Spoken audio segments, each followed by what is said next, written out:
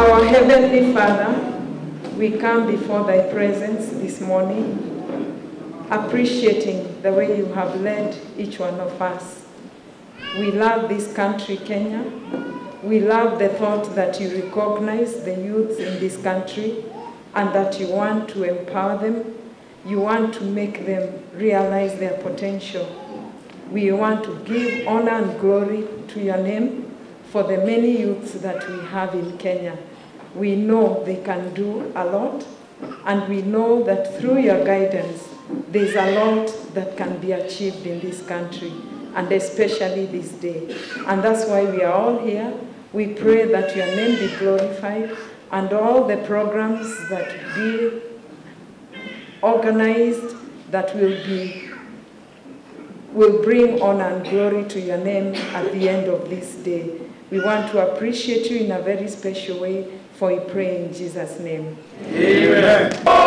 Mountain View Mupo,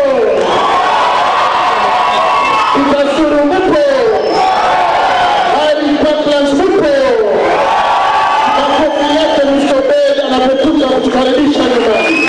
Karibu sana Mr. Bed.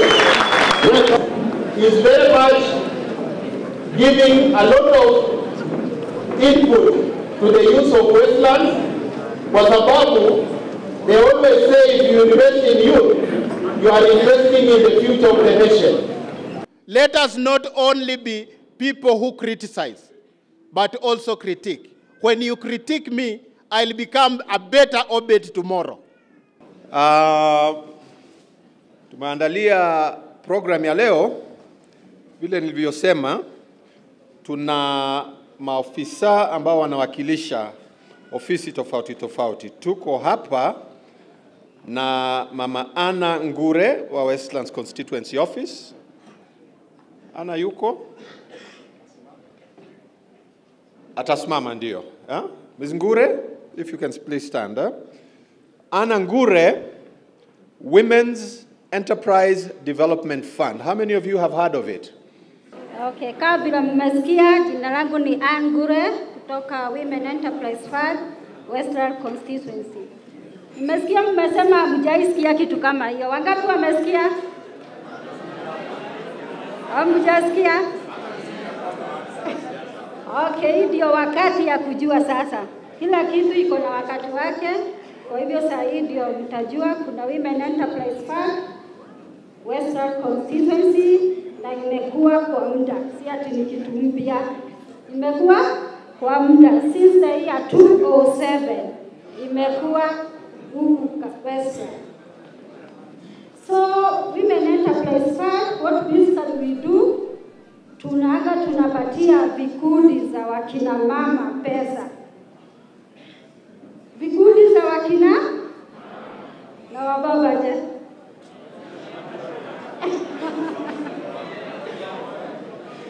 Okay, najua hakuna nyumba yenye haina baba, sivyo? Kwa hivyo pia watoto wako na lakini 30% wa mama wakichukua 70%. Ukiwa elimu bado wewe ni mwanaume. Kisha fika miaka 14, miaka 18 sio wewe mwanaume na wewe ni mwanamke. So vile tunafanya, tunapeana loans kwa mama, vikundi, sio mtu binafsi. Kwa hivyo usitoke hapa uniambie mimi nataka yangu peke yangu. Tunafanya kwa vikundi za wakina mama, na pia wale wanaume wanaweza kutaka kufanya kazi pamoja. So basically Westlands tumeweza kupatia vikundi 203 so far. Milioni 20 ndio tumeweza kupatiana kwa wakati huu. Kwa hivyo sijui mmekuwa wapi. Na ninatembea kila pahali. So kuna kitu ingine inaitwa LPOs or LSOs. LPOs or LSOs. Local purchase order. Our local Service Order.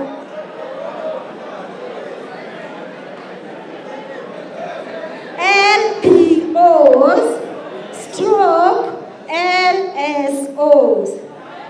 Local Purchase Orders stroke Local Service Orders. Hiyo mnataka niwaambie hiyo?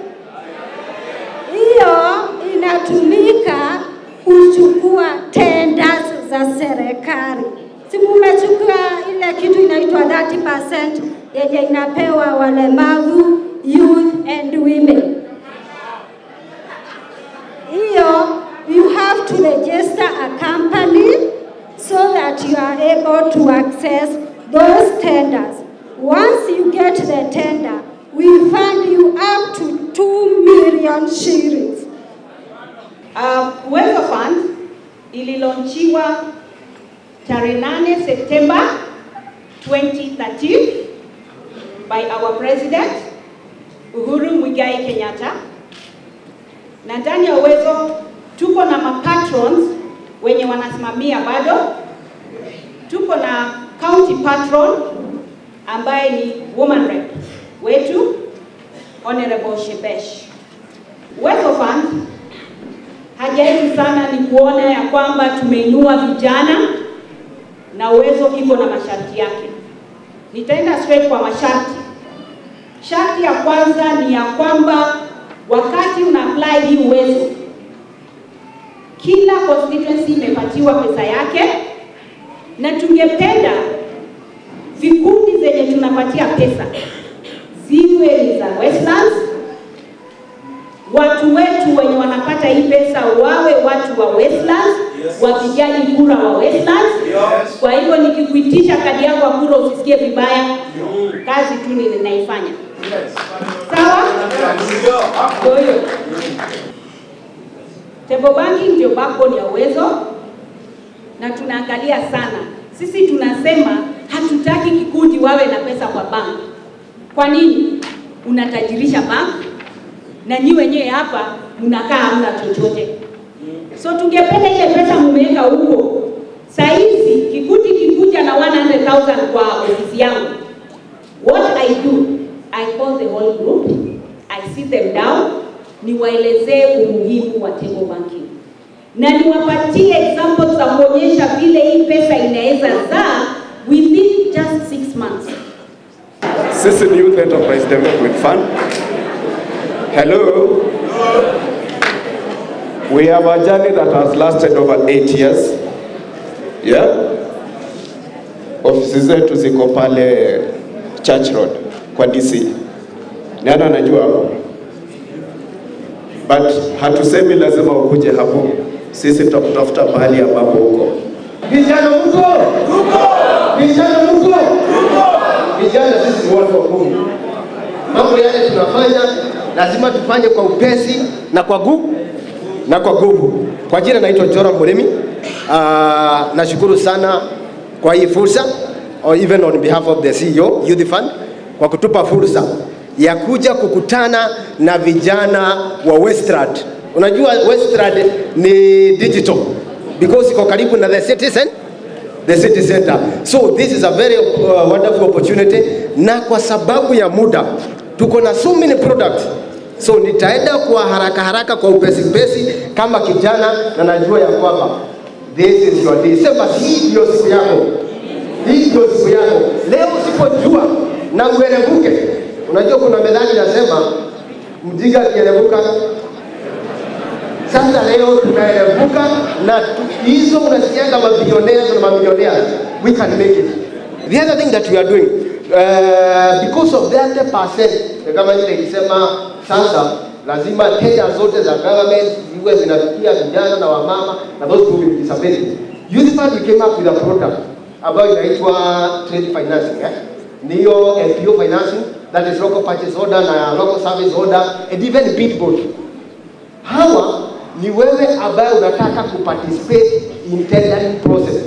So utaona ya kwamba in most cases wenye wanataka kupeana tenders wanaishaka mara nyingine something we call bid board, ili uweze kuparticipate in that tendering process.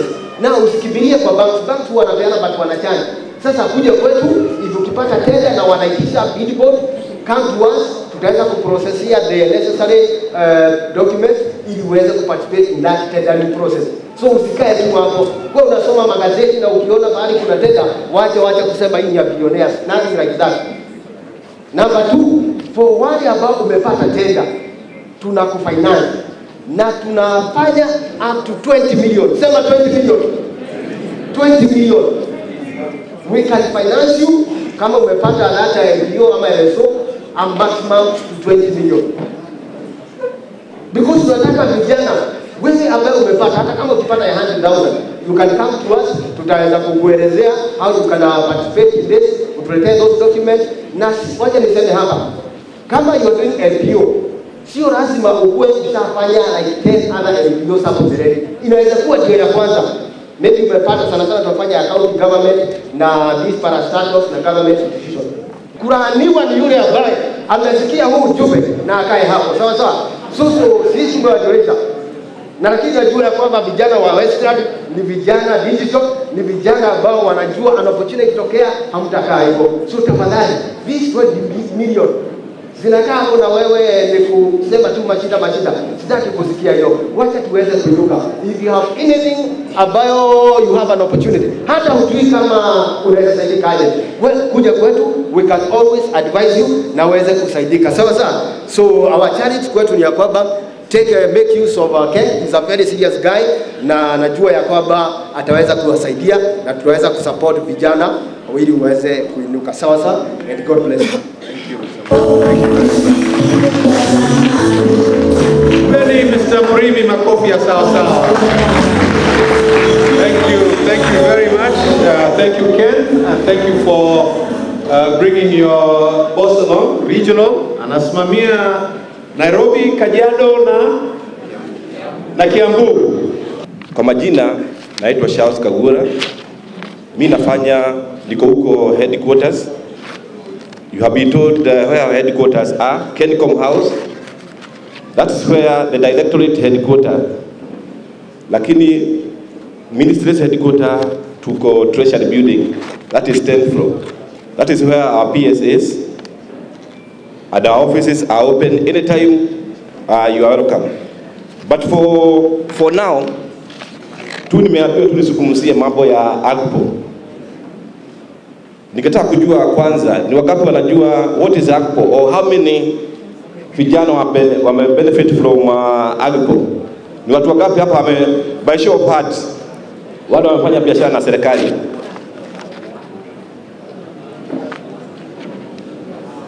Si wino mkono. Hakuna. That's very serious. So kazi yangu headquarter for the last 1 year have been tracking vile vijana wanafanya biashara na serikali. Last financial year, for those who don't know, Kenya mzima vijana na wamama 30%, you are only able to, the uptake was only 6.4 billion. Against, we expected vijana wapate biashara na serikali over 200 billion. Sinaona hiyo ilikuwa kidogo sana. But how to go about it? Ukitaka kufanya biashara na serikali, there are requirements. One, 30% is affirmative action, a deliberate action by the government. Ili vijana na wamama and the persons living with disability wafaidike. There are conditions. One, you have to register a business name, either a sole proprietorship, a partnership, ama a limited company. And how do you go about it? It's very simple. You just propose about 3 names. Tuseme kwa mfano, ukiangalia pala kuna youth enterprise, you can make a name from maybe you enterprise, or maybe you whatever. You can from even your names, you can make any name. You propose 3 names. Tuna huduma centers. You go watafanya search, you just pay 200 shillings. Wanakuangalia kama hiyo jina imeshakuwa registered in this country. And we have Huduma centers, which will just take, say like a minute. Tuko na Huduma center at the posta, and tuko City Square, 200 shillings. Then to register a business name, you only require 800 shillings. So with the 1,000, you are able to register, to go for search, now register a business name. From there, if you have registered a business name, or a company name, or a partnership, utaenda kwa AG. You have to have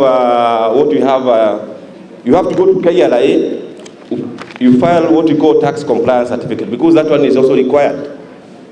You also, if it is a business company, if it's a limited company, for instance, lazima ukue na what we call whether kwa AG to get what we call CR forms to comply with the company regulations. And it's very simple, you not be charged anything. After you get those 3 documents, that is, you have the tax compliance certificate, you have the business name certificate, and you have either a partnership deed from the AG office. You just go to Treasury House.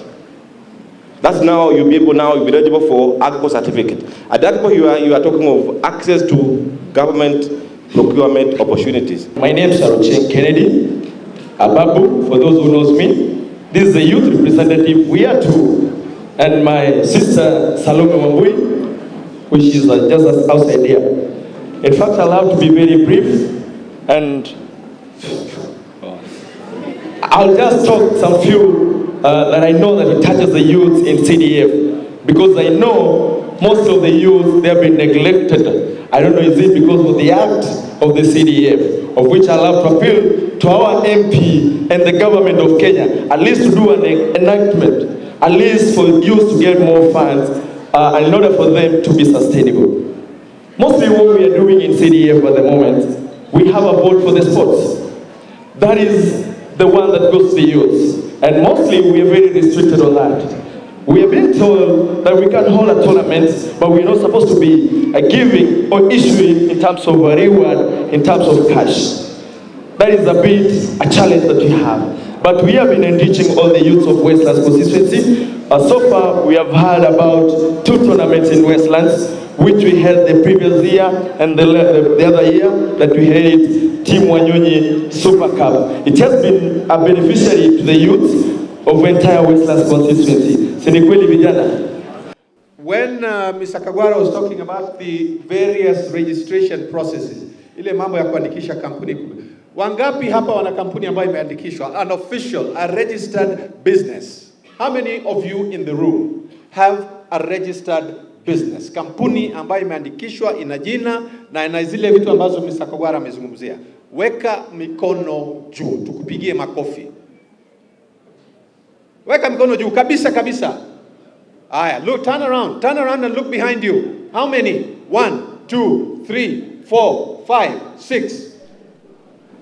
What does that tell you? Eh?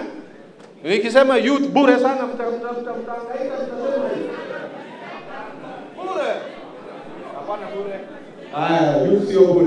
Some of the things you are hearing for the first time, and what we want to do, hii ilikuwa kwamba ni tuwapatie kionjo, so that as a follow up, like I said, hatutatoka hapa kwamba tumemaliza mkutano wa leo alafu inaishia hapa. Tutataka tufuatilie. So all these things which you are hearing about, watu ambao wanatuambia kwamba wana ofisi kwa constituency, wana ofisi Kencom, wana ofisi, we will make sure that before we leave here, we have all those contacts, so we know who is who, we know where those offices are. We have a lot of brochures which we will also give you, so each one of the wards, watapewa pile so that you divide it among yourselves, you'll put them where you want them, use them, but the idea is let this be the beginning of that process of taking action and taking charge so that you can benefit from all these things. All of these things that have been talked about, you cannot benefit from if it is a business enterprise related activity. You will not benefit from any of this if you are not a registered company. Ile mambo ya my name is Paulina Mbuje. Ningependa tu kuwakumbusha vijana, I'm sure katika wodi zenyu mmeona ile mobile ICT unit ambayo ililonchiwa na mheshimiwa Tim Wanyonyi. Wangapi washaisikia mobile ICT unit? Ile kalamani inazunguka kwa kila wodi. Mikono juu ukishaisikia mobile ICT unit. Ilizinduliwa Novemba. Inatembea. Nyinyi huwa mko wapi wakati inatembea?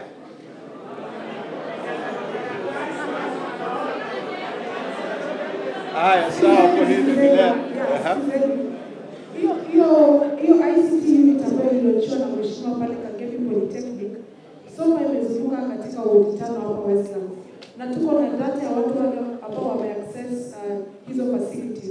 Services zile zinakuwa offered hapo, kuna laptops with internet. Services zile zinakuwa offered hapo ni government, e-government opportunities.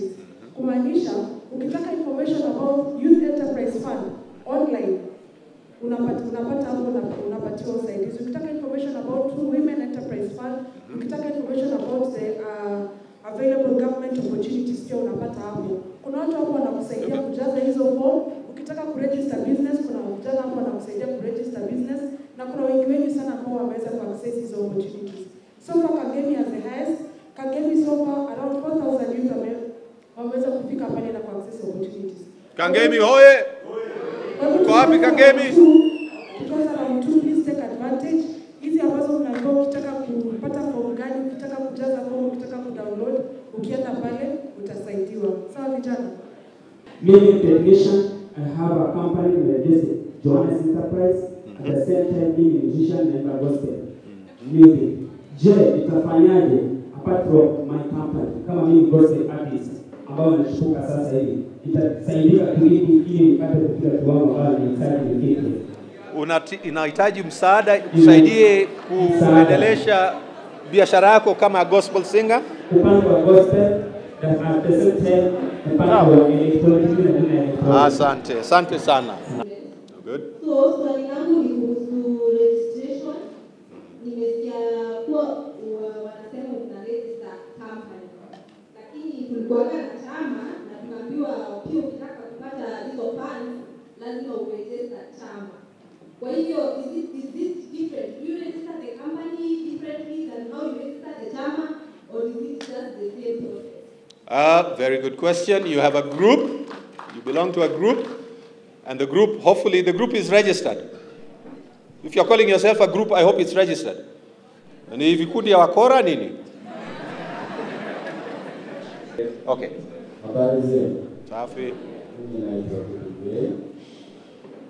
Ninafanya kazi kwa credit industry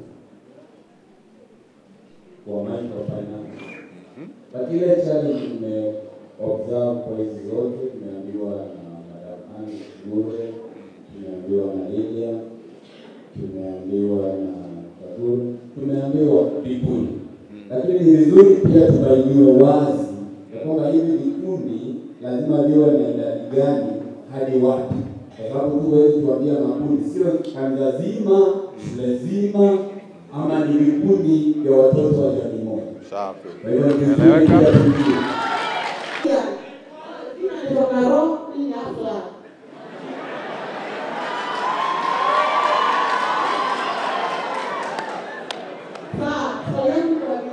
Haya.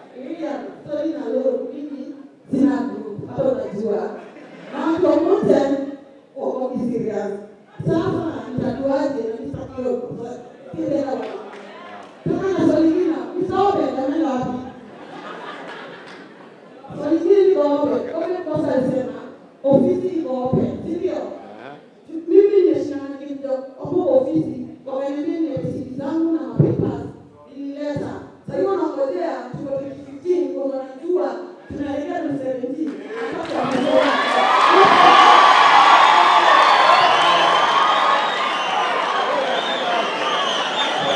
Unajua tumekuja shule, tuko na yale tunasoma kwenu, tuko na yale mtasoma kwetu, na sisi wote tutatoka hapa kama tumeelimika. Kwa speech yangu ile nilipeana, nilisema ya kwamba tuko na wakati wa siasa na tuko na wakati wa nini? wa kujijenga, si ndivyo? Saa hii tunataka kujijenga, tunaanza ukurasa mpya, si ndivyo? Ofisi, kama umepeleka mambo yako kwa ofisi leo na hujapata jawabu, si unajua mahali ofisi iko, si ndivyo? Ndio sababu ofisi iko pale. Si unakuja una handle Obed on one to one, anakuelekeza kitu yako wakati ulipeana imefika hapa, ngojea. One, mambo ya kazi. Mmesikia hata on Monday tuko na recruitment ya polisi, si ndivyo? Mheshimiwa hawezi akakuchukua tu direct na akupatie kazi, si ndivyo? Anasema wacha tufanye nini? Tujaribu. Na wale watu wamekuwa wakikuja kwa ofisi, huwa tunasema hivi. Na hiyo mheshimiwa alisema, ukiona advertisement yeyote, kuja kwetu, utupatie hiyo advertisement, na uandike application zote zile zinahitajika, uattach all your testimonial, na ni kuandikie recommendation letter. Recommendation letter ni ya kufanya nini? As a backup, kuweka nguvu kwa application yako. Alafu wewe mwenyewe ufanye nini? Uforward.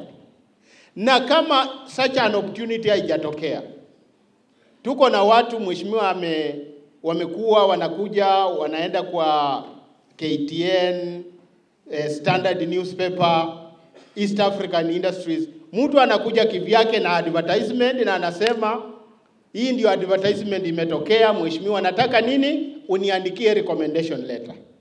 Mheshimiwa can only facilitate by writing you a recommendation letter as a backup to your application. Sawa sawa?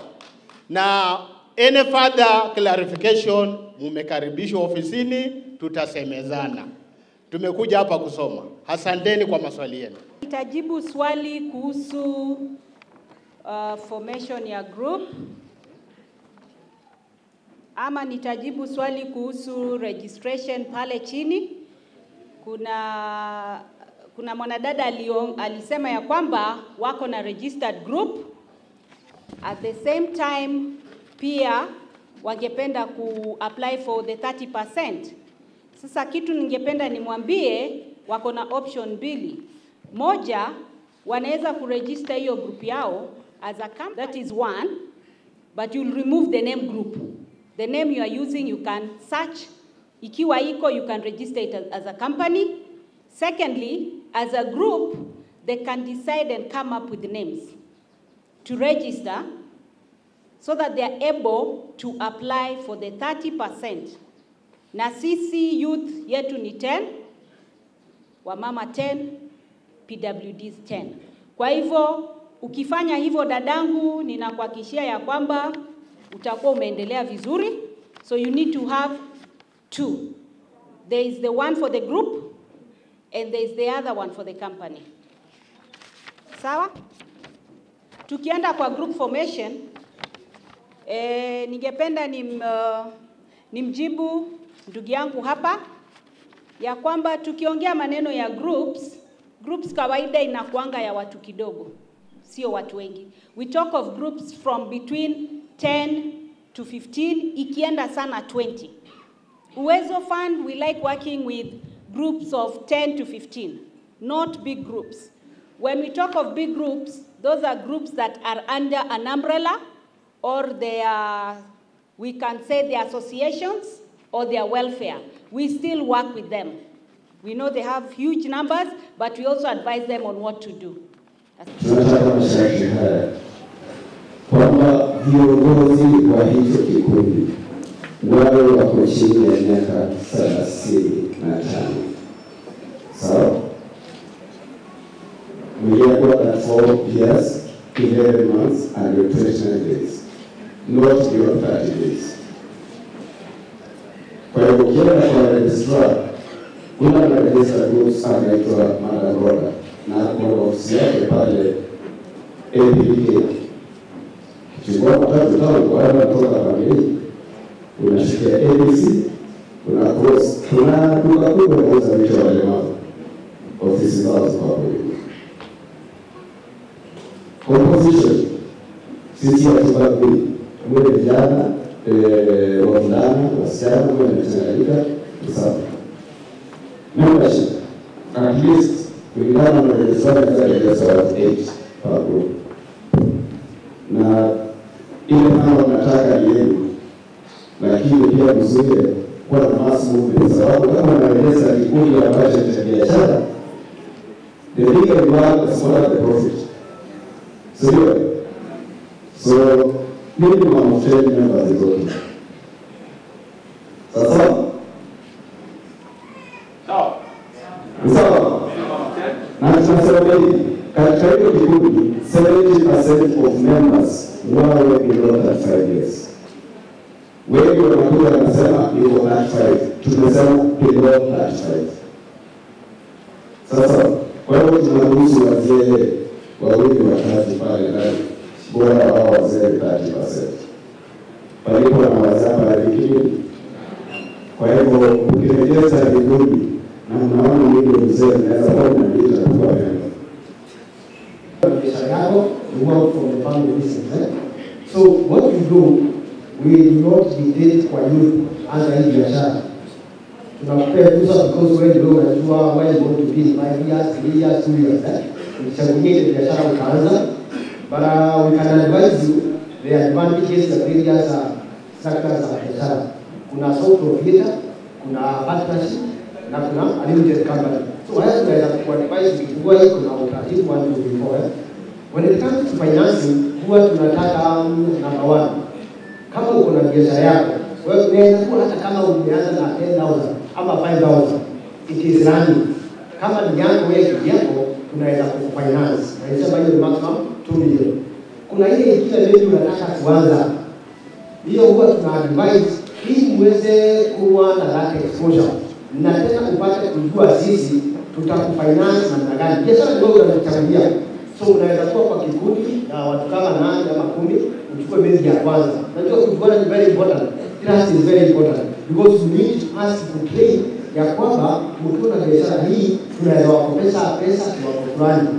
So for that situation kama kwa kikundi ya tuonane unaweza chukua pesa kama ya group project mara ya kwanza. So wakati unachukua ya pili, kila mtu aanze kusema hapana, mimi nataka kuwa yangu, huyu anataka yake, huyu anataka yake. Na akitaka ile ofisa atakuwa na watrain vile utaweza kupata pesa ya kuanza biashara yako kidogo. Na tafadhali vijana, hapa tuelewane vizuri sana. Vijana wengine wanakosa kusaidika because wanajidharau ama wanadharau biashara zingine. Hata kama umeanzia na 5,000 ama unaanzia na 5,000, unajua hiyo siku moja unataka kufanyia service, unaweza 5,000 after 1 year because hiyo tutakupea kama wewe kijana. Hata kama unasimamiana mkiwa kwa group, because wewe hapa tutakutisha makaranta walije ama wana security nini, hiyo tu unasimamiana mkiwa kwa kikundi, lakini unapeleka kwa biashara yako wewe binafsi. So hiyo tukalipe take up to 200,000. So tafadhali vijana tusisahau biashara hiyo uko nayo ama hiyo project tunataka kuanza. Mwanzo sio kumaanisha hapo tunakuwa forever. But for more details, maybe you can see one of us, maybe because we need to know more about the family business advice specifically regarding things. The other thing about my friend Bali Msanii, sana very very important. Hiyo ni another sector. About siku hizi na toa masereti, very good. Now you say you have a business, and maybe what we can do, we can finance your business. Huwa tunakubali pesa ile tunakupea kama biashara ni yako, inaweza fanya mambo mbili. Number 1, to add stock. Number 2, that is for expansion ama diversification. Diversification ni kumaanisha wewe ulikuwa na duka hadi wewe uko hapa, bali unataka kufanya biashara nyingine. So you can come to us, tutakupatia pesa ya financing, but hapo utasema you want to diversify kufanya jambo lingine. So we can support you, but regarding connecting with the celebs who are in Kenya, that one sita kukaribia because those are individuals. Lakini nataka kumpatia requirements za kurejesha kikundi, self-help group. Sijasikia mtu amemwambia mimi ninahitaji kuweza kurejesha kikundi. First, lazima mkuwe na katiba ya kikundi, constitution. Second, lazima mtakuwa na minutes za kusema mnataka kurejesha kikundi na Ministry of Labor. ilikuwa inaitwa before gender and social service. 3 list of members kama wamesign na waweka ID number na telephone number. Those are the requirements. Register self-help group ni 1,000. CPO 5,000 shillings. Community-based organization. Na zote zinafanyika pale APK kama vile Ken alimwambia. My name is Florence Suji. I'm representing the Toyota Kenya Foundation. We have set up an institution that we are calling the Toyota Kenya Academy. Na venye tunafanya huko tuna train watu kwa entrepreneurship. Huko hatuna ubaguzi. Hata ukiwa na biashara ya 2,000 ama ukiwa na ya 100 tunafundisha watu. Na ile masomo ya biashara tunafanya ya registration already mumeonyeshwa. Tunapanga kufanya my Kiswahili is bad. The training we do is entrepreneurship, and under entrepreneurship we do all trainings that you can come in with your business idea. How many of you have already started businesses in the hall? Maybe by a show of hands. How many have started? Okay, so we have a course we do, and it's called Generate Your Business Idea. It's a 3-day course, and what it does is you come into the institution with your idea. Na unajifunza, unakuja na idea. Let's say unataka kuanza bakery, for example, ya kutengeneza mkate. Ukikuja na hiyo idea yako, tunakupeleka through the whole process. Tunakuuliza uko na pahali utakuwa unatengeneza hiyo mkate. Uko na funds ya kuanzisha hiyo mkate, hiyo business ya kufanya mkate. Uko na skill.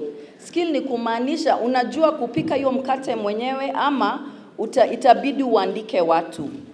Pali utakuwa unatengeneza hii bakery, utakuwa unalipa rent ama utakuwa unafanya nyumbani. So tunauliza hiyo maswali, ndio ukitaka lete kwenda kwa Uwezo Fund ama Youth Enterprise Fund kuchukua pesa, unajua ile pesa utakuwa unataka kuomba. Sasa tukimaliza tunafanya kitu tunaita costing. Kwa costing tunaangalia bei ya machine, let's say ya equipment chenye utakuwa umenunua, labor, electricity, products. Tunakusaidia kufanya hiyo analysis, ndio ukianza kuuza product yako unajua kama utatengeneza profit ama utatengeneza loss. Tunakusaidia pia kutengeneza product mapping, pali utakuwa unauza product zako, pali utakuwa unazistore. So tunakusaidia tu kufanya the whole process, ndio ukianza biashara yako unaipeleka kwa you're able to generate profit, you're able to actually earn profits. Part of what we do, already tunafanya kazi na Uwezo Fund, wenye watapata an opportunity kupata loan kutoka Uwezo Fund, tunasaidia kufanya training na Uwezo Fund. And we are also looking at working with other constituencies. Tumeongea na Mheshimiwa Wanyonyi, we have already taken discussions with Westlands. Lilian wa Uwezo Fund atapeana nominees wenye watakuja Toyota training na pia through the Westlands constituency. So munakaribishwa, tutawacha information yetu na the constituency office, and you're free to contact us hata ukiwa mko na maswali. Asanteni.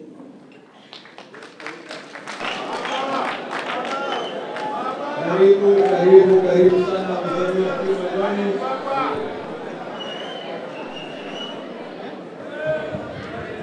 Mheshimiwa, karibu sana.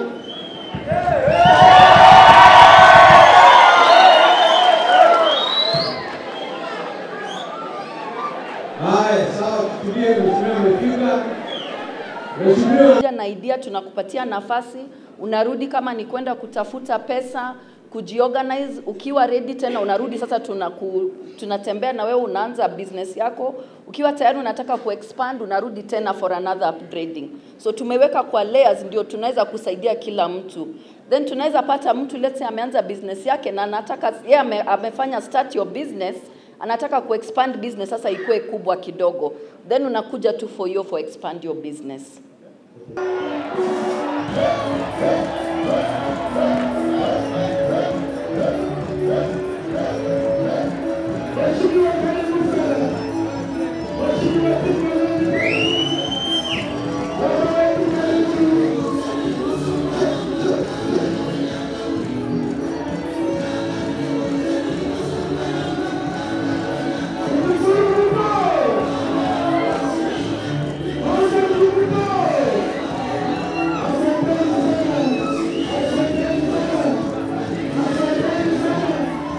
Kwanza nikimshukuru mheshimiwa wetu Honorable Wanyonyi kwa sababu kuanzia akae kwa kiti, kila wakati amekuwa akituletea mikutano za kuhusu funds. Kwa hivyo inamaanisha ni kama yuko karibu na God. Okay. Nitaanza na fact ya kwanza. Fact ya kwanza inatoka katika sala yetu ya baba yetu aliye juu mbinguni, kama nyinyi wote mnaijua. Kuna verse inasema na yafanyike hapa duniani kama kule mbinguni. Sasa kule mbinguni tunaambiwa kwamba watu wanaishi kwa furaha, wana stress, hawa hustle. Na hapa duniani itafanyikaje tukae kama kule mbinguni kama hatuna do? Fact ya pili inasema kilichofungwa hapa duniani kimefungwa mpaka mbinguni. Kilichofunguliwa hapa duniani kimefunguliwa mpaka mbinguni. Sasa inamaanisha mimi naichukua hivi, kumaanisha venye unaishi hapa duniani ndivyo venye utaishi hata mbinguni. Kawe ni maskini hapa, hata heaven utakuwa maskini. Kawe ni sonko hapa, hata heaven utakuwa sonko.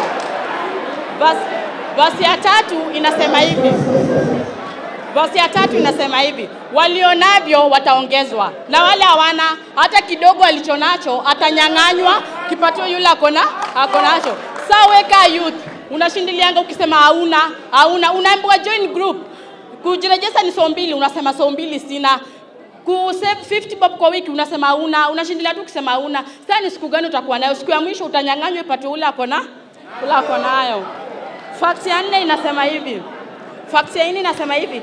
Njia iendayo pazuri ni nyembamba na wanaoipitia ni wachache, lakini inayoenda kuzimu ni pana na wanaoipitia ni wengi. Hebu tuangalie places za slums kama Mathare, Korokocho, Kawangware, Kangemi, Dipsy. Wenye wanaishi huko ni wengi ama wachache? Si ni wengi. Sasa kumaanisha tunaenda wapi? Lakini ukienda places kama Karen, Kileleshwa, utakutana mtu mmoja ama gari na kuko cool kumenyamaza.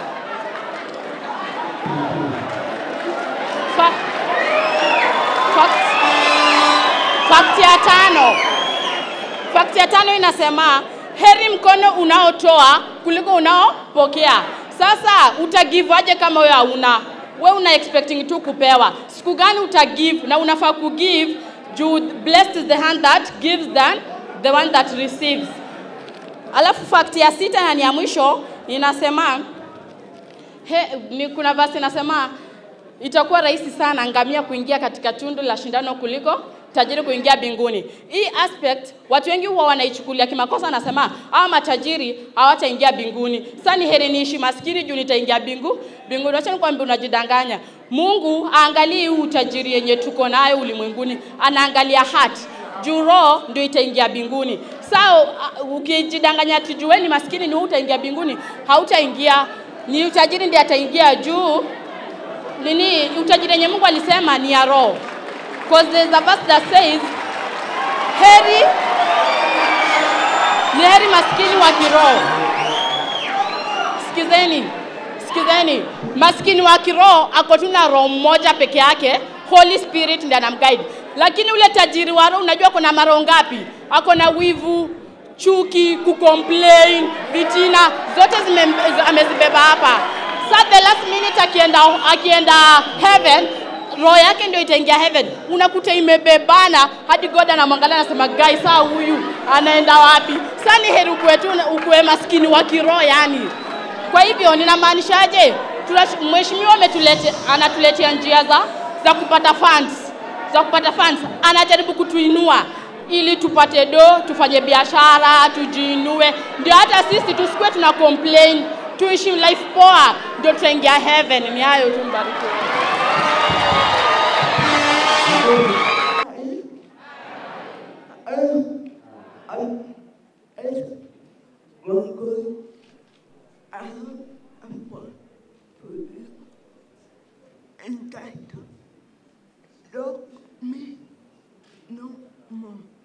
Lock me no more. That's the title of the poem. Okay.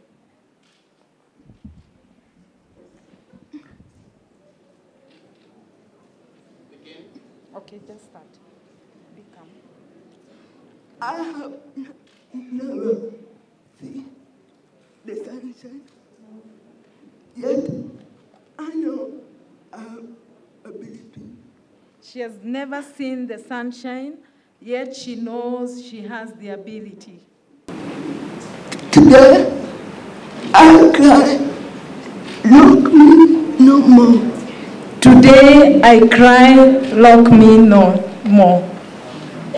My ability can outshine my disability. My ability can outshine my disability. I struggle with simple math. I struggle with simple math. Yet I know I'm good in music and art. Yet I know I'm good in music and art. And so I cry, lock me no more. And so I cry, lock me no more. My ability outshine my disability. My ability outshines my disability. I'm forced to beg on the street. I'm forced to beg on the streets because I'm believed to be a nobody. Because I'm believed to be a nobody. Today, I cry and say, today I cry and say, I'll beg no more. I'll beg no more. If only you love me no more. If only you lock me no more. My ability outshine my disability. My abilities outshine my disabilities.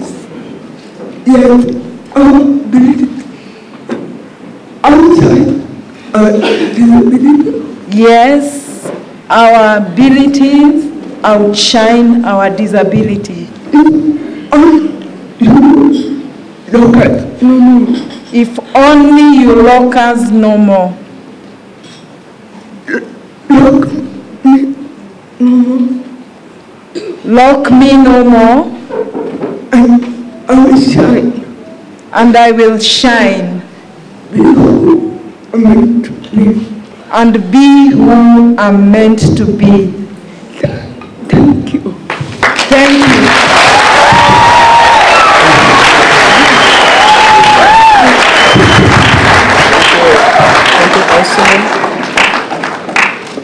Gasharie gokonyo tokera kamjaro buroe kamjaro noginyade gasharie gokonyo tokera heo kedo kamjaro nienyo tokera heo kedo kamjaro nienyo toke. Hey, ladies and gentlemen. Oh no, ladies under a gentleman, or should I say, my grandmothers and fathers. Oh, that will be so rude. The Swahilians once said, mtoto umleavyo, oh yes, sivyo akuwavyo. Hata samaki, ukimkunja angali mbichi, akikauka, haki ya Mungu anakunjuka, as it happened to Njoro.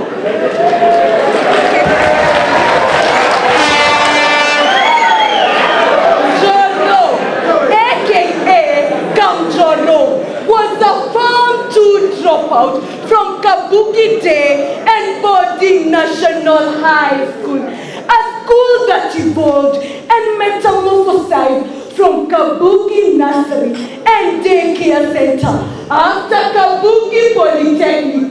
The only polytechnic was elevated into a national county university to take care of we county students who were academically challenged such that we could not even score a D- in any exam up to and including PE.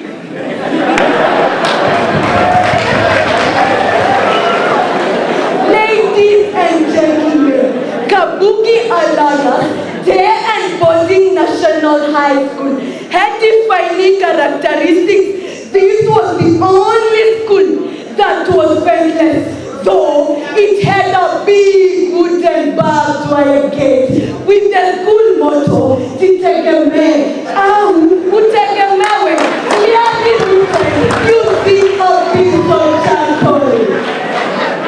Ladies and gentlemen, Kabuki classes were dashed in grass, courtesy of the county governor, claiming that rain disturbed learning. Ladies and gentlemen, Kabuki classroom walls were made of mud, which with time withered away, leaving big holes such that students did not bother using the door, but passed through these holes when going to the toilets, which were also roofless. Ladies and gentlemen, despite their above facts, Kabuki Day and Body National High School was the only school that has produced a renowned celebrity, Joro, aka Kamjoro, the young drunken man whose screen crashed your television in the Nakada advert, swimming in a pool of dirty water while singing Niko Get, Niko Maji, Niko Keroro, Niko Get, Niko Maji, Niko Keroro. Ladies and gentlemen, that was before Kenyans suffered a national migration. Yani tumetoka analog tunaenda digital, tunatoka analog tena wase tunaenda digital. Ladies and gentlemen, Kamjoro, the Kamjoro I love so much, the Kamjoro I miss, was so philosophical when writing a letter to a girl.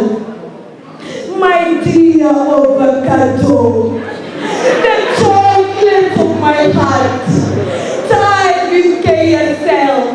When I feel kitagacha moyo wangu, kinaniozea, na moyo wangu kuniendea palasha. Please write to me through the Facebook or the YouTube at joro.yahoo.my. And then you will see it using a big G. Take a multi-doom, spray it, say it was Rexona. Ladies and gentlemen, despite all that, Kamjoro was the school chemistry lab prefect, so he always scored a 02 in chemistry, mostly due to additional mistakes. Ladies and gentlemen, Kamjoro had ego-like eyes, such that he could even copy a monkey skin. And closed in a file, though he could not tell the difference between a question and the answer, ending up copying a question to answer another question. Ladies and gentlemen, Kamjoro could even copy geography notes to answer theory questions. Ladies and gentlemen, my dear Kamjoro, the Kamjoro I love so much, at Form 2, was told to answer a question by the math teacher. Joro, 4 times 5. Joro with his red eyes bolting out quickly answered 45. Akawekwa kiboko cha mgongo pa. Joro cried, yay, yay, while still answering, yay, yay, yay, Dini. Another one landed on his government's meat, yani nyama ya serikali. Joro could not withstand the pain. Joro looked at the door, then the window, and with a lightning speed, Joro stepped on the head of one student and through the window. Guy, Hayuka? Off he disappeared while singing, naenda kusema kwa mama, kusema, naenda kusema kwa mama, kusema. From then, Joro became a professional body set piece, acting somewhere in the Abadeas. Hence the song, Kanjaro, Kanjaro, wachana na body Kanjaro, Kanjaro, Kanjaro, wachana na body Kanjaro. Ladies and gentlemen, that was so bad. The Kanjoro I used to love. All that was denatured by something we call alcohol. Seriously, our dear young men and ladies, are we that cheap to be retorted by alcohol? The answer is no. Say no to alcohol and stay cool and fresh. Pleasure.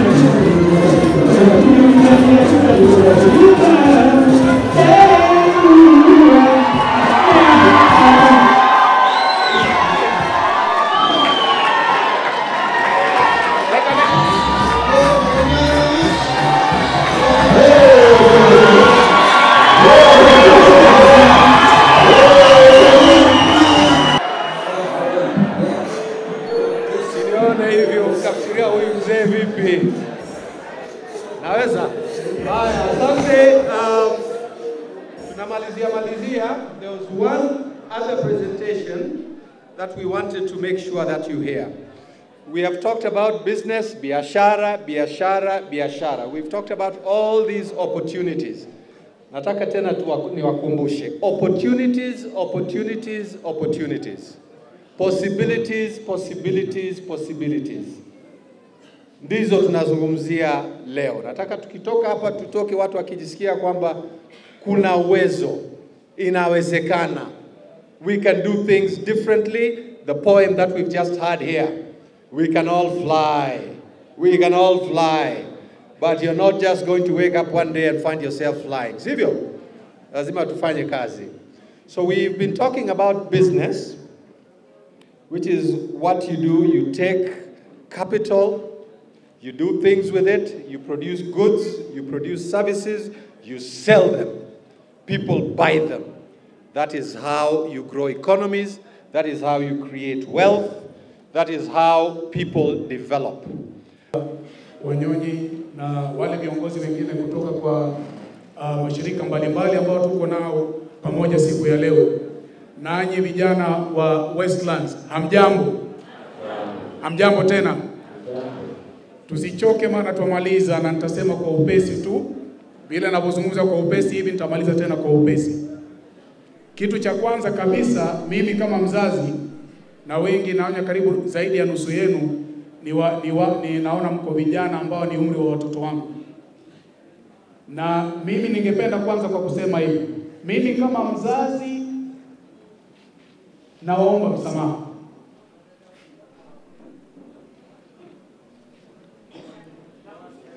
Umesikia? Asante. Naomba msamaha kwa sababu sisi kama wazazi tumewafeli.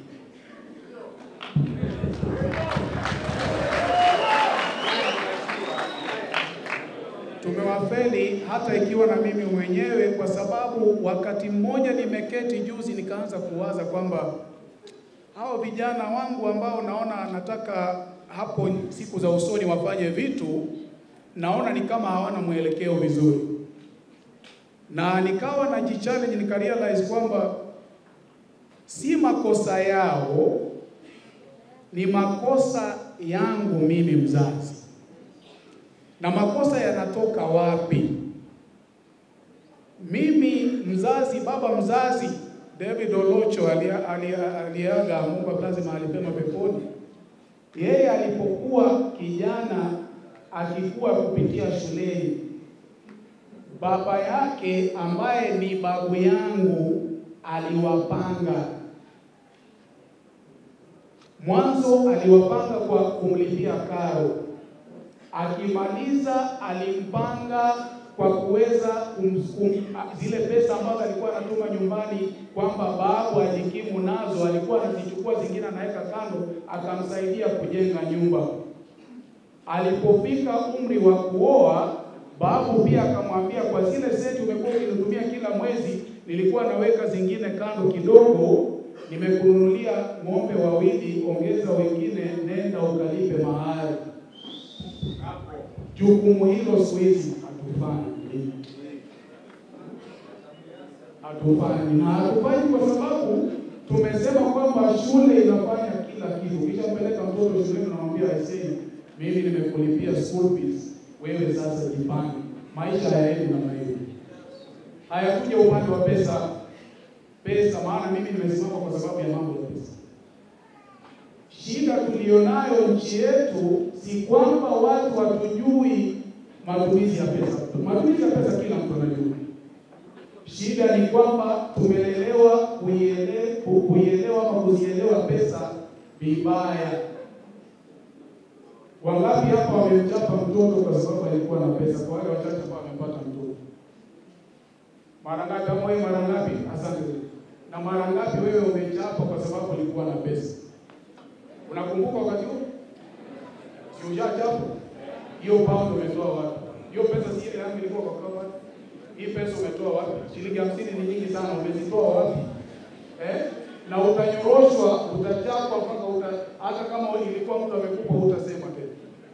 Sasa sisi tumekuwa watu wazima tukijua kwamba pesa ni kitu kibaya. Ukizipata tumia upesi, achana nazo. Hata wengine wanakuambia unajua pesa ukipewa tu hivi anatumia haraka usikae kale nazo. Unajua pesa nyingi zinatoka wapi? Hata pesa tumia haraka. Na kumbe na tawi unaona ilianzia kwa mzazi, kwa sababu wewe ulimpata mtoto na pesa ukamchapa na ikaingia akilini, pesa si kitu kizuri. Sasa hata ukiwa mtu mzima baadaye wewe unaona ile vitu ilikuwa ya utotoni ni sawa, haitoki, inabaki na wewe. So hata ukipewa pesa leo bado utaitumia upesi wachana nao, kwa sababu pesa ni mbaya. Sasa na unajua tukiendelea kizazi kingine, kizazi cha 4, nchi itakuwa papaya. So lazima tubadilishe gia. Tujiamulie sasa hivi tuseme hata kama kweli tuliambiwa pesa ni mbaya, pesa si mbaya, maana pesa ndio maisha. Kwa hivyo tutaanzia wapi? Tutaanzia kwa kuweka kidogo kidogo, na balozi amesema vizuri sana. Nyinyi mnaona haya mashirika makubwa, shirika zuri ambalo tunaweza kulitumia kama mfano ni Lions Club. Lions Club wanafanya miradi mingi, mamilioni ya pesa, lakini sio kwamba Lions Club ni shirika ambalo ni watu matajiri sana, lakini kwa kule kutoa kwao kidogo kidogo, na kwa sababu ni members wengi, wanaweza kufanya miradi mikubwa mikubwa. Kwa mfano, ikiwa wewe utasema useme okay, bila balozi ameuliza hapa akasema nyinyi mko karibu 2000 na mkasema kwa kila mmoja, kwa mfano tuseme kila mmoja atoe shilingi 100.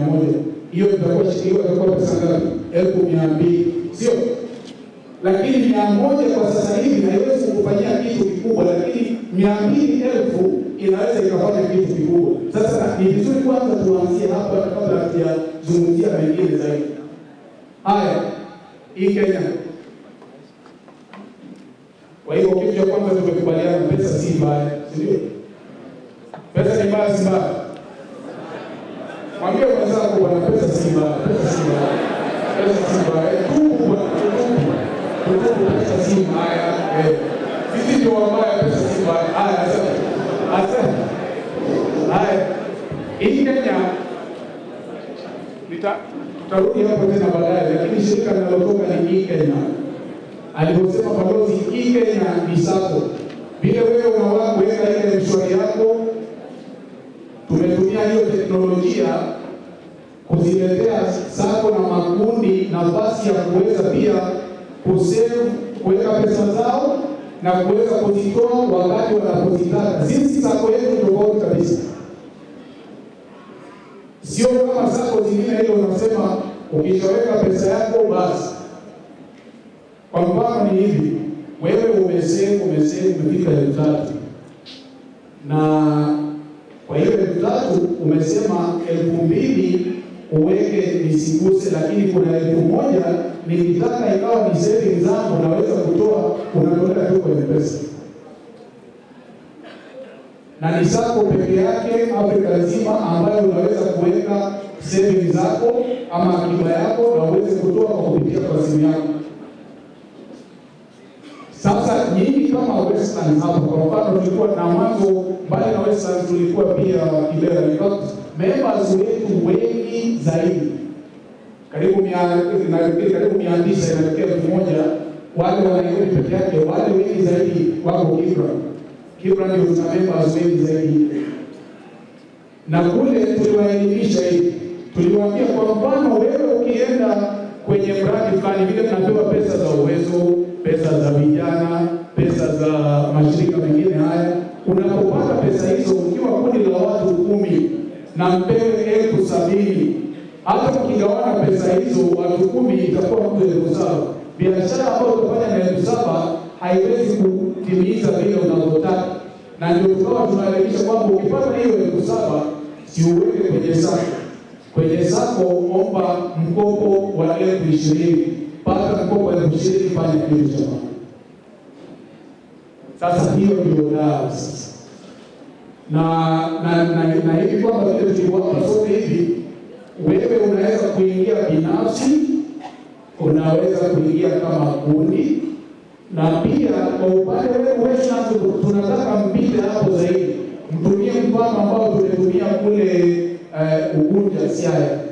Ugunja Siaya pale constituency yao wako na chama chao, na hicho chama kikubwa kinachukua vyama vingine vyote vidogo na kinachukua makundi mengine yote madogo, na wanaitwa Kenya Umoja. Pesa zao wanapitishia kwenye Kenya kubwa ile Nairobi, lakini wanajiamulia loni zao, wanajua nani atapata loni, nani anatakiwa kulipa na kadhalika. Na uzuri wa hii hata kulipa mvutani na mtu, kwa sababu uzuri wa namna hii ya kuweka kwenye simu ni kwamba ile kidogo unapata unaweka amsumani na mtu. Unajua wakati mwingine tulipata kwamba vijana hawapendi kwenda kupiga line na pesa zao, mara nyingi vijana huwa wanachukua kwamba pesa zao ni ndogo. Sasa uende tu kwa benki au kusimama shilingi 200 ya kazi. Wacha niweke kwanza kupika 1000. Kweli si kweli?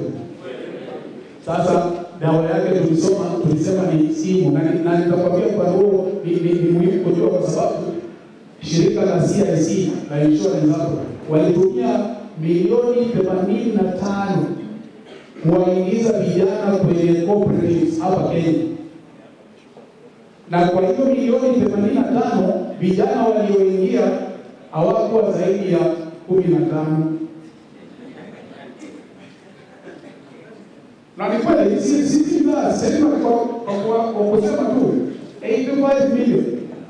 But kwa hiyo 85 million waliingia vijana 15. Na sababu ilikuwa hivi, walikuwa wanaita mkutano, vijana wanakuja vizuri, vijana wakisha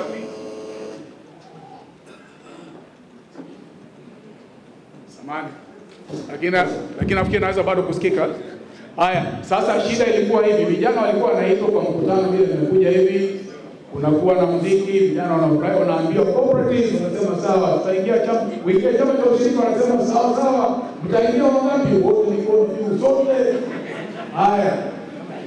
Alafu anawaambia okay, chukua hii form, nenda ujaze, na hiyo form utapeleka kwenye afisi ya cooperative ama sako ambayo iko karibu na wewe. Hapo ndio sasa vijana mtu hapo. Sasa wewe ujaze form. Alafu ukitaka kuongeza ile mbaya umwambie pelekea mzazi ajaze. Tena mzazi naye tena ndio tunaomba msamaha. Akileta unamwambia hapana, hii ya leo hapana. Walisema niandikie tu hapo wajue natoka wapi. Walisema tu hapana, hii labda pelekea mtu hapo. Hapana, hiyo watakuja kunizia shamba ama waniuzie. Sasa ndio unaona niliomba msamaha mwanzo wazazi. Makosa si yenu. Kama mtu akuonyesha utajuaje? Hakuna mtu anazaliwa amejua mambo haya. Sasa vijana hawakuweza kuingia wakati CIC walipofanya kampeni ya cooperatives are great. Ilikuwa ni kwa sababu ya hizo mikakati mingine mingi katikati pale. Ndio sasa World Council Kenya ni sehemu ya shirika kubwa ambalo linasimamia cooperatives zote ulimwenguni. Shirika letu kubwa kabisa hapa Kenya tunajiita Kenya, na tunakasako ketu Kenya hapa Kenya, Nairobi headquarters. Kuna branches hapa Kenya sehemu mbalimbali, watu wanajua mtauliza, tutaeleza ziko wapi. Lakini shirika letu kubwa ambalo lilituzaa ni World Council of Credit Unions. Inafanya kazi katika nchi 103. Mali yake ni zaidi ya pesa trilioni 200 za Kenya. Kwa hivyo liko Mexico, liko Amerika kwenyewe, liko Europe, liko Russia, liko Ukraine, liko Kenya hapa, South Africa, Nigeria na kadhalika. Katika kazi hizi zote ndio wakazalisha hii Kenya. Wakasema hii ni sehemu ya kuwafikia vijana. Hasa ikianzishwa hii Kenya, ingawa siwezi kusema kwa sasa vijana ndio wengi, lakini nia hasa ya kuanzisha hii Kenya ilikuwa kuwafikia vijana. Na tumepata kwamba wameipenda, kwa sababu tunawaambia ukitaka kuregister, naenda kwa simu yako, una shilingi 400, enda paybill, enda 808-300, tuma register, inarudi, ndio hiyo register, pesa imepokelewa, ndio hiyo pin yako, ingia kwa account, balance ilikuwa niko na pesa ngapi, wanakuambia umepata shilingi 200, kwa sababu 200 ni registration. Hii 200 nyingine ni yako shares ama savings. Haya, unasema okay, niko na 200. Lakini kitu kingine ningependa kuwakumbusha ni kwamba wakati tunatumia huu mtambo wetu, usicheki balance kila saa, sababu ikiwa kwamba Safaricom atafanya biashara kwa sana. Kwa sababu sisi tunapopitishia pesa kwenye mtambo huu, Safaricom inachukua shilingi 60, sisi tunapata 5, wao wanachukua 55. Kwa sababu hawataki tufanye, unajua ile unafanya ili mtu akatae. Lakini tumesema hatutoki huko, tuko huko, lakini tunatafuta namna ya kuweza kupata njia rahisi zaidi ya kufanya hiyo iwe nafuu kidogo. Kwa hivyo huwa tuna advise members kwamba ukishaingia umepewa pin yako, unaanza kufanya transactions, ukicheck mara moja, si kila wakati, kwa sababu kila wakati unapocheck balance unakata pesa. Sasa hii vijana wamependa kwa sababu savings ni zao za kukuletea loan, lakini tena unaweza kununua na hizo pesa hatari. Pia hizo pesa unaweza pia ukatoa kidogo utarudisha baadaye, maana wewe ndio boss wa account yako. Lakini hiyo tu ni kama wewe ni member binafsi. Lakini ikiwa ni group huwezi kufanya hivyo. Ikiwa ni group control ipo, lazima wale viongozi watatu waweze kutumia ujumbe, wapewe idhini ili waweze kutoa pesa hizo. Hata ukiwa sako pia ni kama hivyo. Sasa mnapotengeneza umbrella, dawa ya kama nyinyi mlivyo hivi, mkitaka control nzuri ni nyinyi kutengeneza Kenya Westlands. Kenya Westlands itakuwa na viongozi nyinyi wenyewe, mnajipitishia mambo nyinyi wenyewe, nani wanapata, nani wanalipa, na hiyo mnasimamia hiyo, lakini mambo yote yanapitia kwenye mtambo wa simu. Kwa hivyo mimi ningependa kwanza kueleza mtu na wadi ngapi. Mimi mwenyewe sifanye hiyo research, lakini na wadi ngapi? Mna wadi 5. Sasa tunataka hii Kenya ile kuwafundisha kwa wadi siku gani? Leo hatuwezi kumaliza hapa, tuwezi kumaliza. Lakini ni vizuri mjipange leo kabla tutoke hapa, mtuambie mngependa hii Kenya ile kuwafundisha wadi yenu Sudani, kwa sababu wadi yenu itakuwa na mwakilishi wake na ile wadi nyingine wawakilishi wake, na hao wawakilishi wote wanakuwa na uwakilishi katika constituency office. Constituency office inakuwa na uwakilishi kwenye hii Kenya, lakini yote bado ni moja. Na hata ukishaingia kama kikundi bado pia unaweza kuingia kama binafsi kama umeshakuwa hiyo, lakini utafaidi zaidi ikiwa utaingia kwa hiyo Kenya Westlands. Na kama kuna maswali hiyo ndio tutawapa nafasi, mtaweza kuuliza ili tujue tunaweza kujieleza namna gani kwa njia hiyo. Kwa hivyo tungependa kubadilisha maisha yetu kwa njia hiyo. Ningependa pia kuwapa mfano mwingine. Yale mashirika ambayo yamefanya vizuri zaidi ni shirika, kwa mfano kuna sitaki kutaja jina lao maana tunashindana na wao hapa upande wa Kayole wana shirika lao kule. Loni zao ni loni ndogo, wanaweza kulipa kwa udogo. Loni zao ni 3,000, 4,500, ndogo tu. Na kwa siku nzima, kwa wakati huu walianza na pesa chache. Na ukichukua loni kama 4,000 na wewe una saluni, basi kwa kila siku wanakuja kuchukua kwako shilingi 120 pekee. Ukimaliza hiyo loan unachukua nyingine. Unataka kupeleka loan juu sawa, unataka kuchukua vile inakuwa ndio hiyo. So huko loan kidogo sasa hivi wanatoa loan zimefika karibu zaidi ya bilioni 5.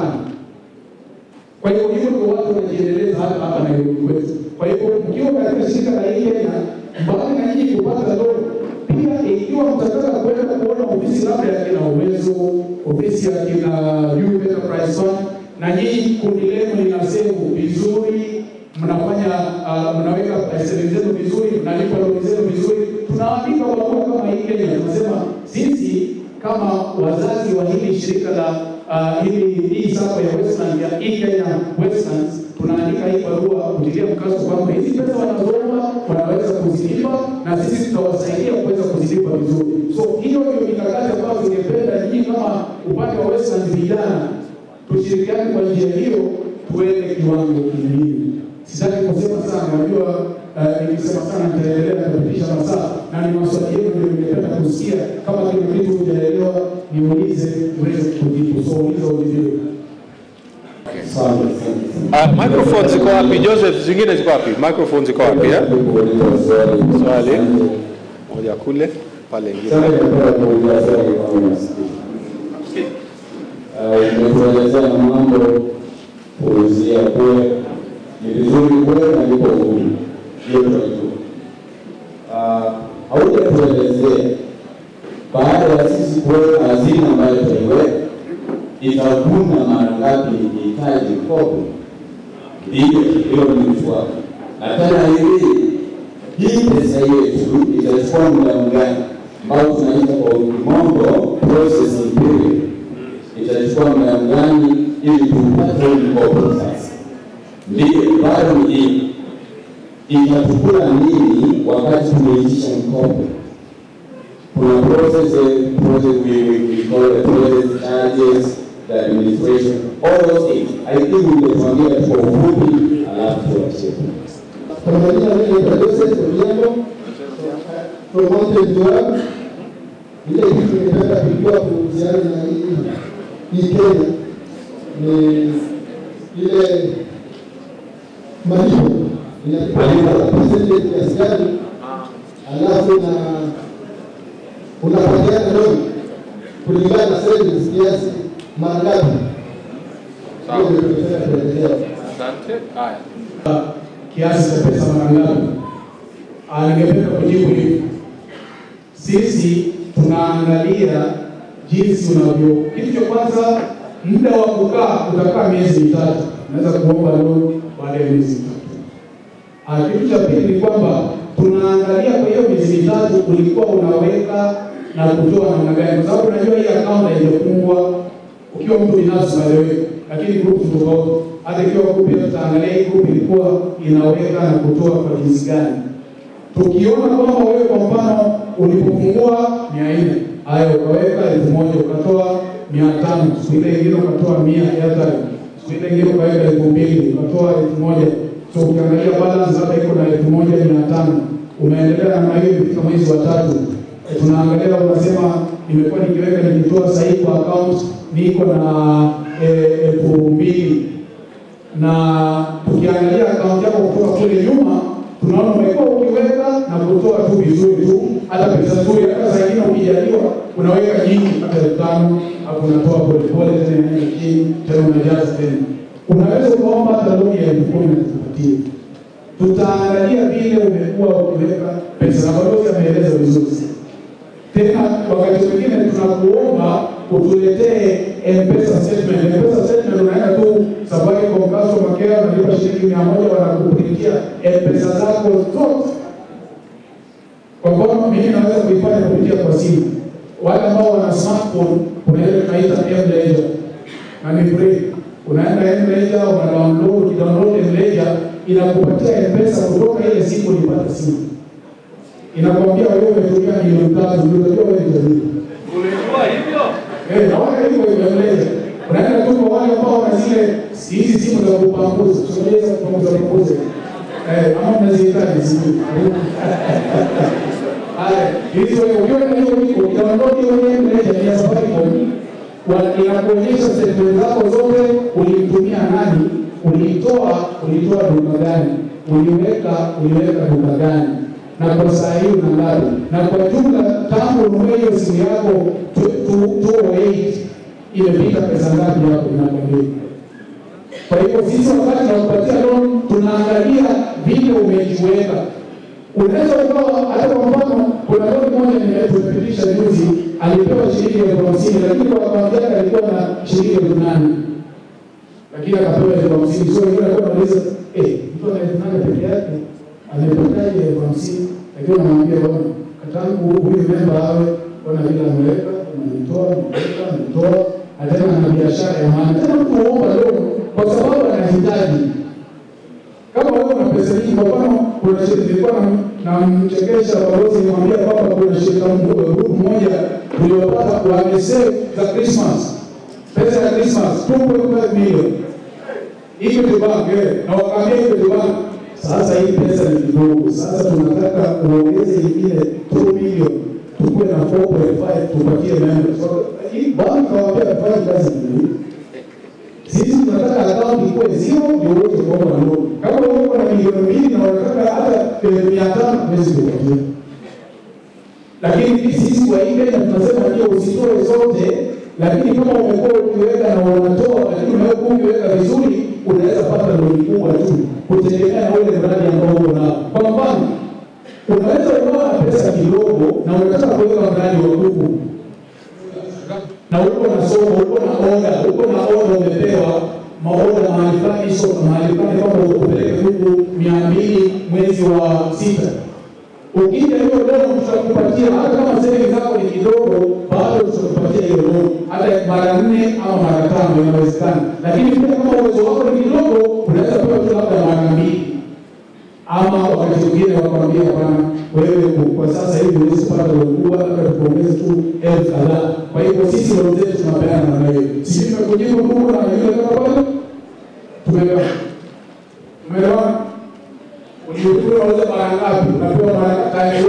Sisi hapa hivi na times 3 inaweza enda hata 5 ama 2 yende chini tu kulingana na uwezo wako. Interest yetu ni kati ya 14,000 na 15,000 kulingana na ile loan ambayo umechukua. Between 14 and 15% depending on the loan you take. Na muda wa kulipa ni kati ya mwaka mmoja kuanzia miezi, kuna zile za upesi, zile za udogo miezi 6.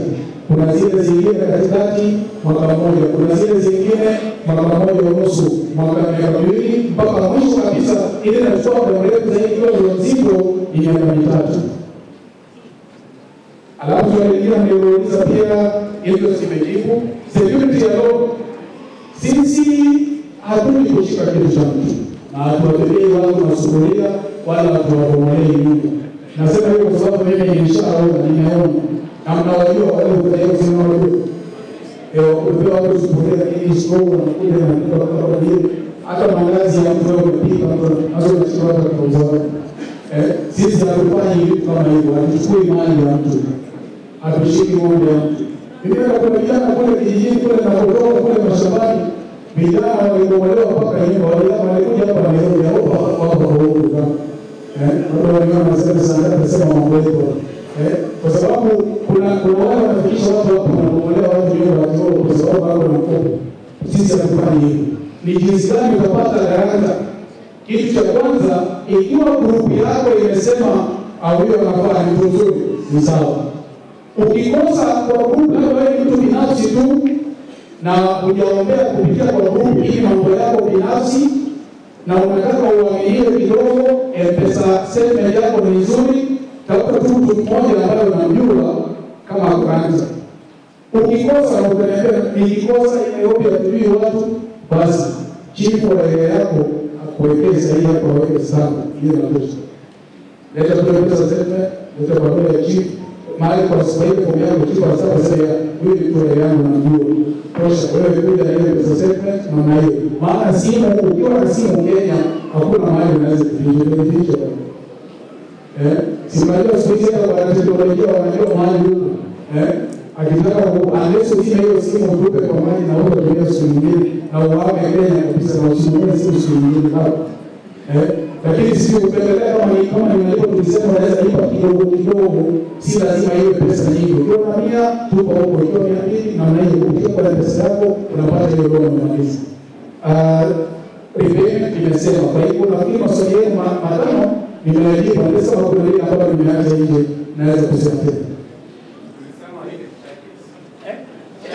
Zile za loan processing kidogo, zile mambo ya process loan ni charge, ndipo zinaanzia kama kutoka shilingi 100. Loan processing loan zetu charge kidogo kabisa. Tunajaribu kuwa tofauti, kwa maana kuna watu wanasema kwamba kwa nini hapa kwetu Kenya mtu anachukua loan na anaendelea kuwa vibaya zaidi.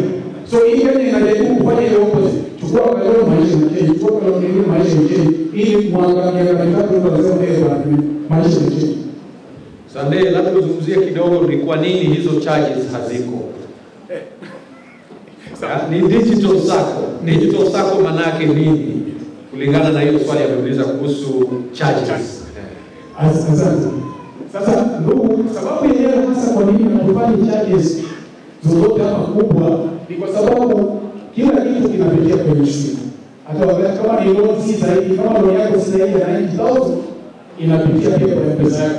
Lakini ikiwa loan ambayo ni zaidi ya ya 90,000 inabidi upewe check kwa sababu ile pesa haikubali zaidi ya 90.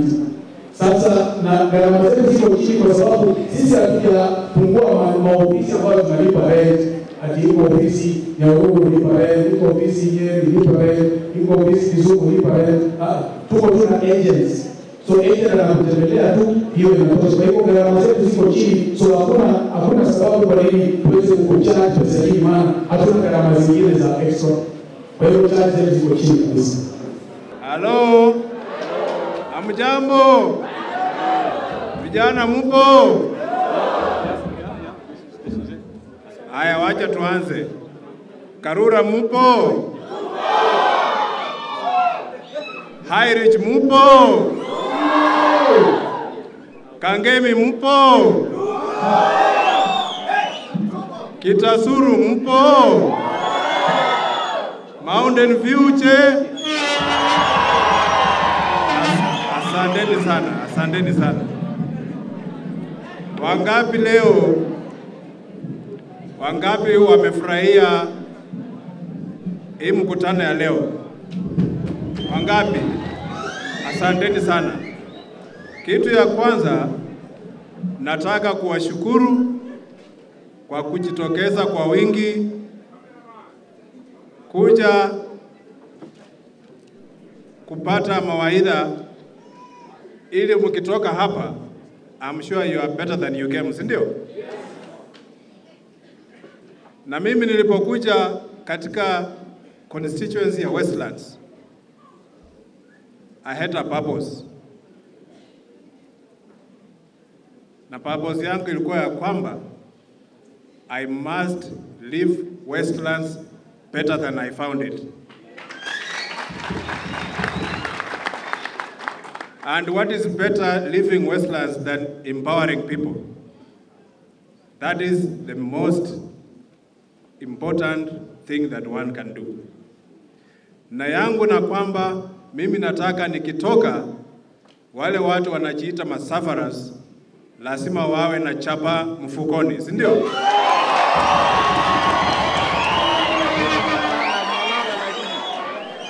Na chapa mfukoni inamaanisha lazima kila mtu akuwe na maarifa ya kutengeneza hiyo chapa yake.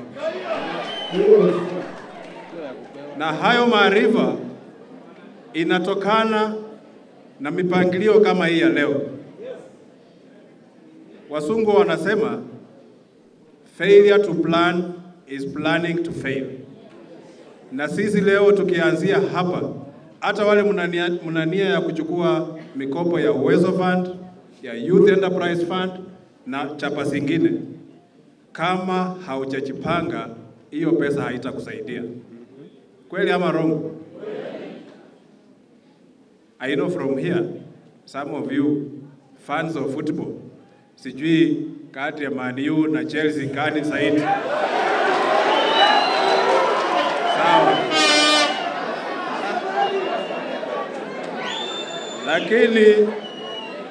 Lakini wale wa Man U wajue wao wametoka mtaa wa 7, saa hii wako mtaa wa 3. Lakini sisi tuko mtaa wa 2. Kwa hivyo mkitoka hapa leo mjue ya kwamba hatutarudi mtaa wa 7, si ndio? Hatutarudi mtaa wa 8, lakini tutakuwa namba 1 katika Kenya nzima ya kutengeneza maisha ya wananchi ikiwe bora. Juzi nilikuwa huko London, nikaenda nikawatch timu yangu ya Arsenal ikipambana na Liverpool.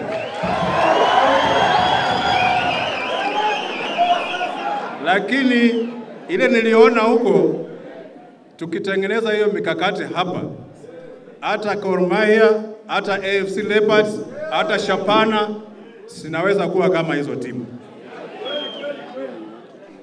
Na inaanza na sisi, hatua ya safari kubwa inaanza na hatua moja. Na mimi nataka vijana mjue hivi, hatutaki sisi kama viongozi kutumia vijana kupikana ama kufanya mambo ambayo haieleweki. Shilingi 50 itakufaa nini? Shilingi 100 itakufaa nini? Nini kupatia shilingi 1000, shilingi 100 atuende upike mwenzako. Shilingi 50 uende ufanye fujo. Na wewe ukiumia hakuna mtu atakupeleka hospitali. Wewe ukifa utasikwa peke yako. Sisi tunataka 5 years from today, ladies and gentlemen, you'll no longer be youths, most of you. Kwa hivyo after that tunataka wewe pia uwe kielelezo katika jamii. Mimi nikiwa kama mheshimiwa timu Wanyonyi, kazi yangu ni kumaanisha ya kwamba mimi pia nimetoka katika ile sehemu ya masafara. And I know how it feels to be there. Na nikasema ya kwamba if I was there, I don't want anybody else akae kumaisha kama hayo. Kwa hivyo ndio nasema ile pesa yangu mimi niko nayo kidogo, lazima nisaidie ile jirani yangu pia maisha yake yaboreke.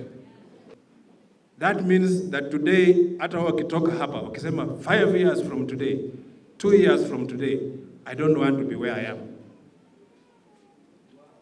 When Barack Obama alianza akisema anataka kuwa president, when he was just a first-timer senator, everybody dismissed him. Even ourselves here in Kenya, when he came here, kila mtu alimdismiss. But when he went back, what happened? He is the president of America. It means he had a purpose.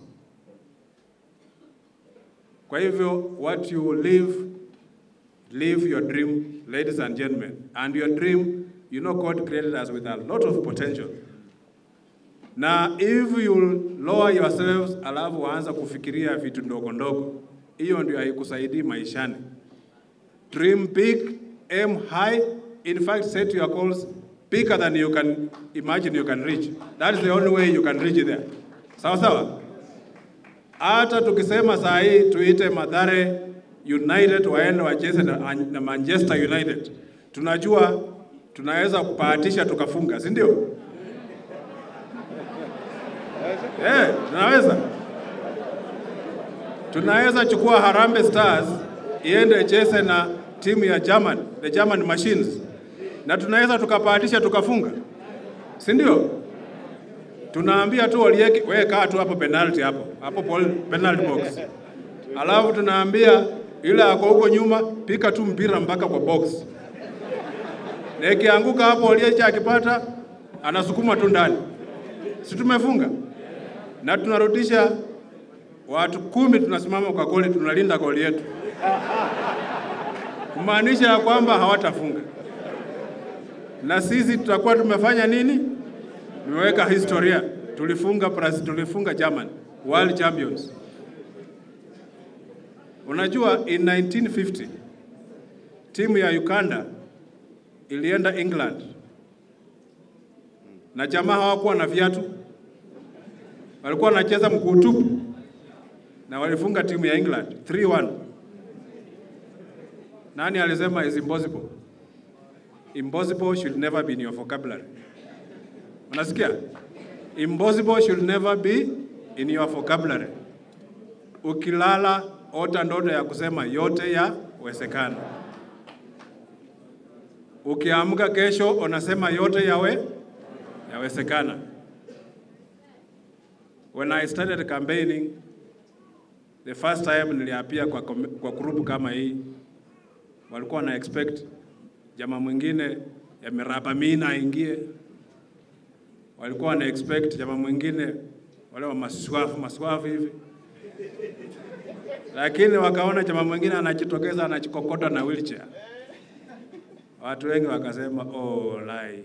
Sasa wanatuletea kiwete.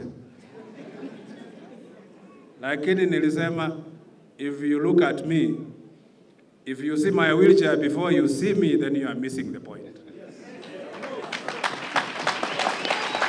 The most important thing is what abilities do I have? When I look at you, Na nikiona wewe kama huyu msichana wetu aliimba shairi hapa. That girl, she has a special talent that she must be supported.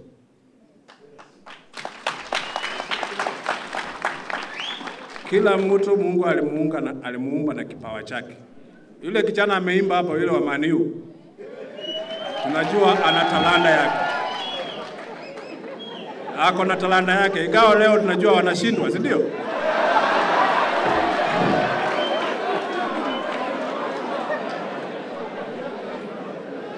Lakini ile talanta yake lazima ifanywe nini? Tuisupport.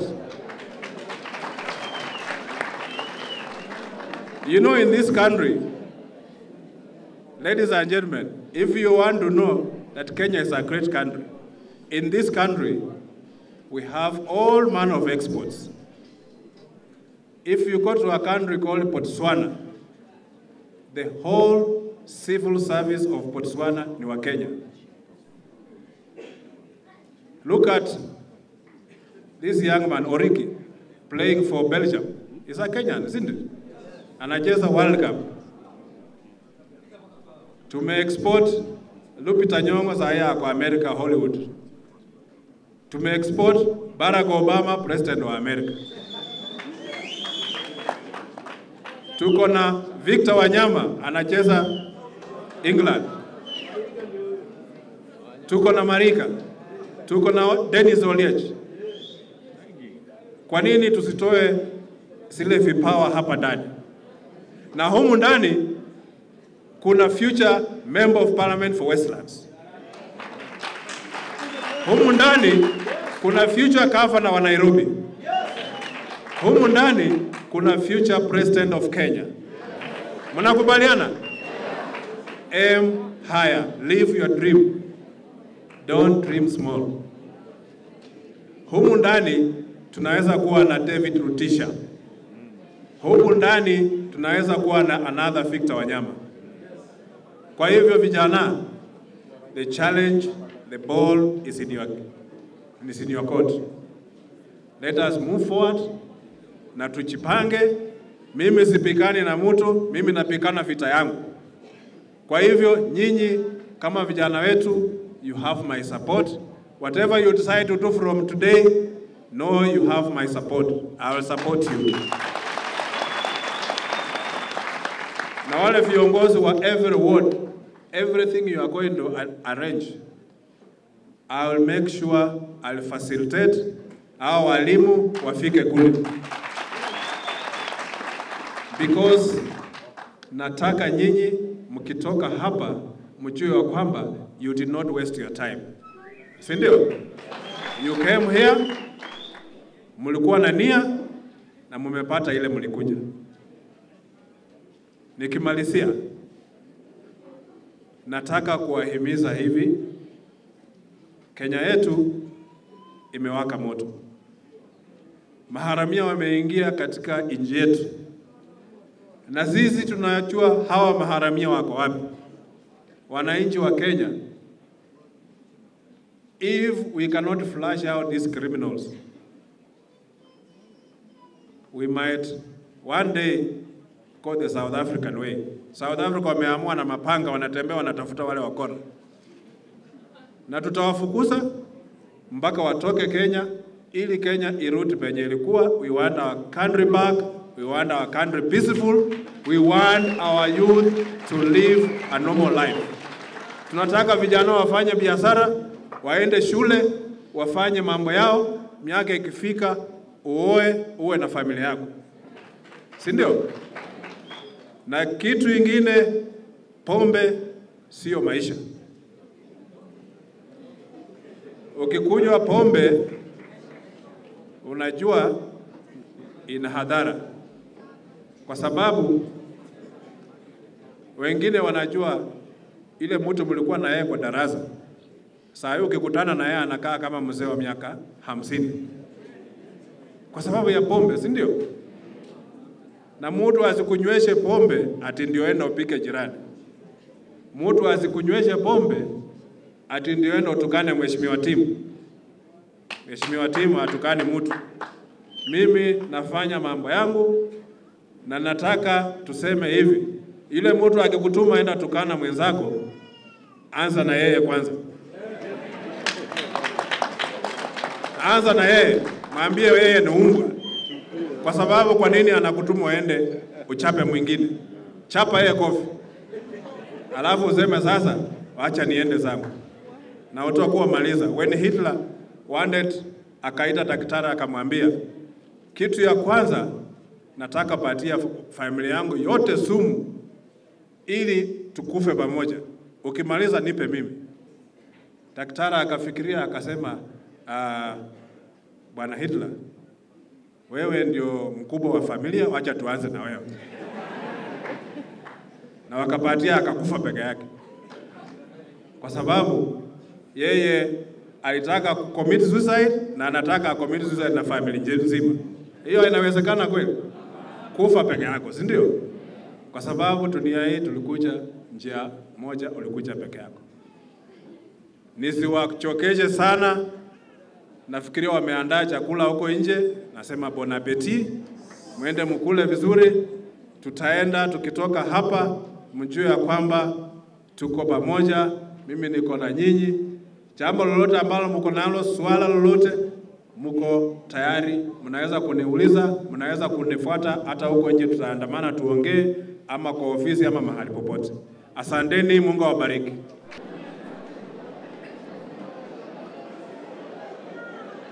Wacha tumheshimu Mungu wakati ambao nataka kumrudishia shukrani.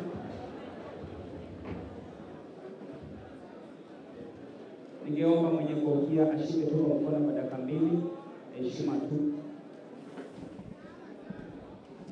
Wacha tuamini na tuombe. Baba yetu uliye juu mbinguni, ni mchana mzuri Bwana, umekuwa nasi tangu asubuhi, umetulinda, umetuhifadhi, ewe mfalme wa ajabu. Tazama Baba, umetuleta mahali hapa kwa sababu ya lengo moja. Umetaka Baba tuwe watu ambao wako na ufahamu wako, mfalme wa ajabu. Tunakushukuru kwa wale wote ambao Baba wametufunza, wametuelimisha, kwa wale yote ambao Bwana wamekuwa nayo. Fungua akili zetu kuzipanua, mfalme wetu Baba, zipate kushika yale ambao Baba tumefunzwa. Baba, vijana wote wapate kuwa na moyo mmoja wa upendo. Nchi yetu ya Kenya ipate kuwa Baba na upendo na heshima kwa ujumla, mfalme wa ajabu. Wacha tupendane makabila zote na hata dini zote, mfalme wa ajabu. Tunalishukuru jina lako kwa sababu wewe ni Mungu, hakuna mwingine kama wewe.